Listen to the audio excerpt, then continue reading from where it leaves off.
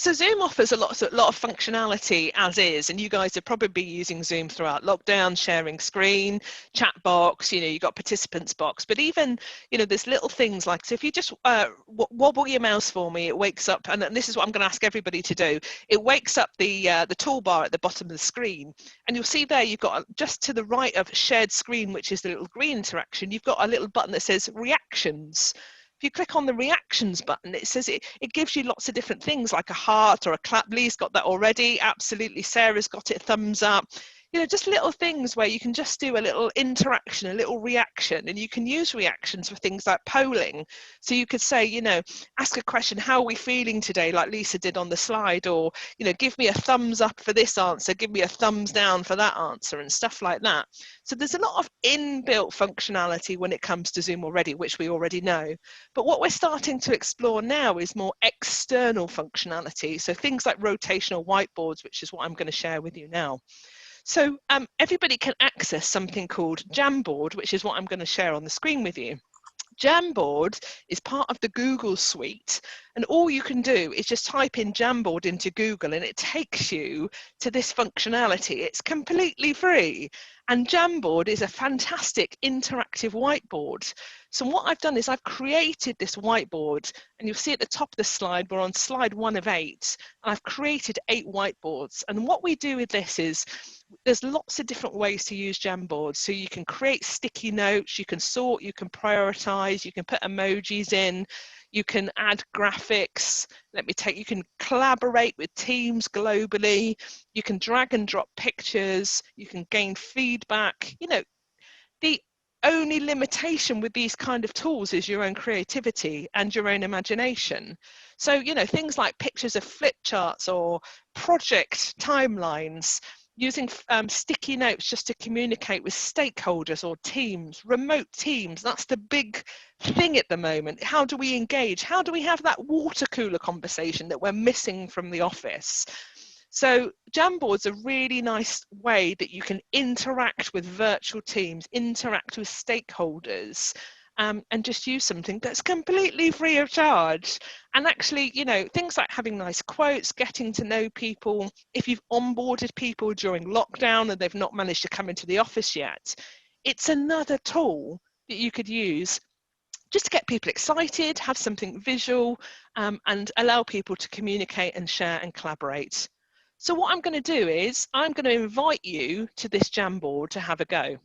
So in the chat option, in the chat box, so just pop your mouse on chat and wake up your chat, just click on the chat box, click on that link that I've just popped in the chat, and that will take you to that Jamboard that I've just shared with you on the screen right now. I can see people popping in now. You come in as a little avatar, interestingly, so you won't have your picture or your photo or your name or anything. And just move through the Jamboards, have a click on the sticky notes. You've got an annotation tool on the left-hand side of all of the Jamboards. You can draw, you can move things around, you can add more sticky notes. If you're really clever, bring up something like Google Images or Unsplash or Pexels, drag more graphics onto the Jamboard as well. So again, you can, there we go, we've got people starting to write, people starting to collaborate. It's just a really fantastic tool to be able to engage people in a different way. So yeah, lots of going on. We've got people writing here. We've got circles. Don't be afraid to put on more sticky notes, write notes to each other. Give me your thoughts of the Jamboard by popping up a sticky note and just typing a couple of words on there.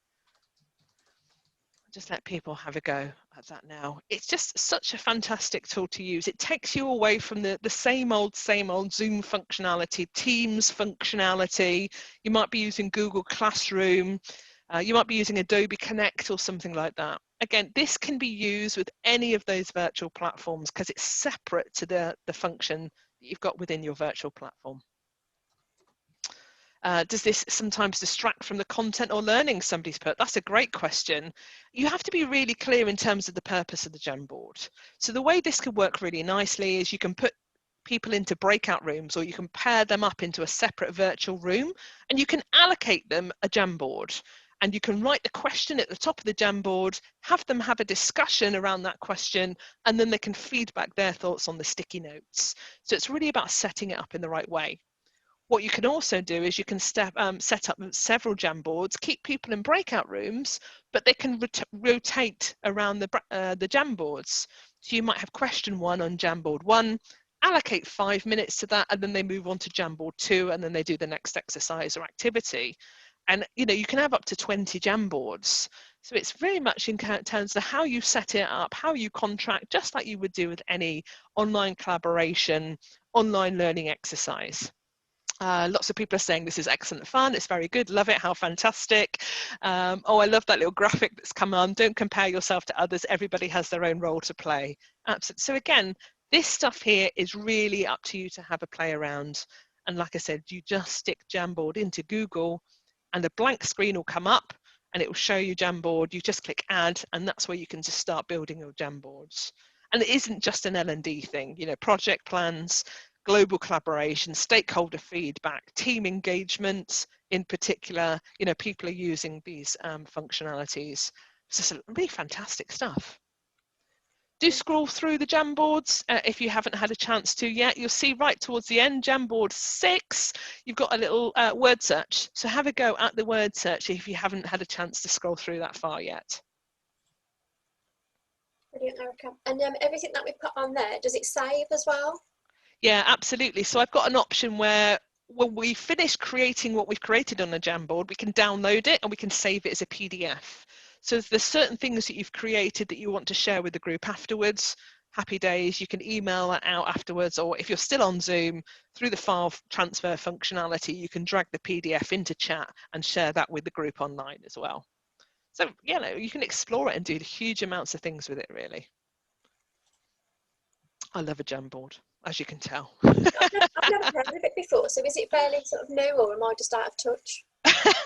I think it's been a part of the Google suite for some time, really, but like anything, we haven't really had our hand forced to use this stuff until perhaps the last couple of months, right, with COVID and stuff. And the more creative you can be, there's lots of other external things that you can use. So if you Google things like interactive whiteboards, actually Google will come up with a list of probably 15 different interactive whiteboards that you could use, each doing something slightly different. You've got something called Poll Everywhere, or you've got Mentimeter, which are, again, external websites where you can build polls, word clouds, just lots of different free activities which will change the engagement and the interaction and allow people to kind of really start to move that knowledge from the short-term memory into the long-term memory, because not only are they hearing it, they're doing something with it. Therefore, they're more likely to apply it when they go back into the workplace. That's another great thing about online learning as well. If we remember the days of face-to-face, I can just about remember them. You'd sit in a classroom all day, which potentially doesn't work for every learner anyway. And then you'd finish your session at the end of the day. You drive home, you might have the kids, the husband, the wife, do something in the evening, parents, friends, etc. Go to sleep, get up, do the same thing, and then you go back to work. And then you're expected to remember what you've learned the next day and also apply that. Whereas actually interactive online learning chunks about 2 hours, and you literally back into your work after following what you've learned in the interactive sessions. So you're more likely to apply something straight away because it's fresh in your mind. So we see the transference and application actually really increase in that space as well. I've had a question. Thanks for the interactive sharing, Erica. Do you need a subscription or create an account before accessing Jamboard?